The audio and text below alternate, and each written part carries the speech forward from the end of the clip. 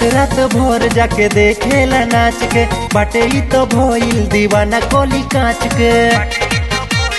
अच्छा रात रात भोर जाके देखेला नाच के, बाटे ही तो भइल दीवाना कोली कांच के। बोले बुढ़वती में बुढ़वा लवंडा, खाके अंडा खड़ा करे डंडा, खाके अंडा खड़ा करे डंडा।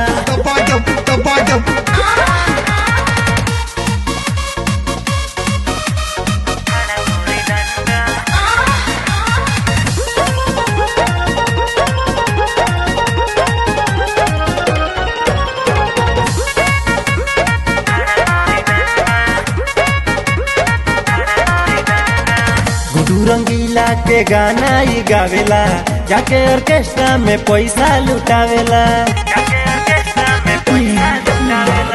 राधे श्याम रसिया के गाना बजावेला, जाके ऑर्केस्ट्रा में पैसा लुटावेला। लखैनी बेचैनी हो बेधेला, लाठी से सोमियाना के छेदेला। नया नया रोज अपनावे हाथ कंडा, खाके अंडा खड़ा करे डंडा, खाके अंडा खड़ा करे डंडा।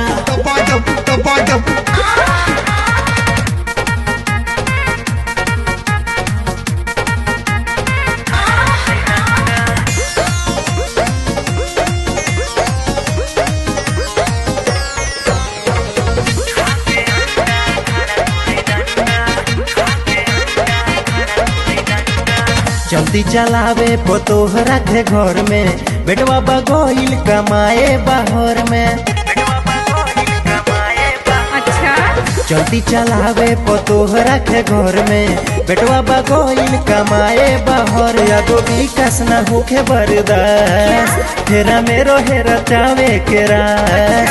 अरे बुझ नहीं पावे के हुए करहु फंडा, खाके अंडा खड़ा करे डंडा, खाके अंडा खड़ा करे डंडा, खाके अंडा खड़ा करे डंडा।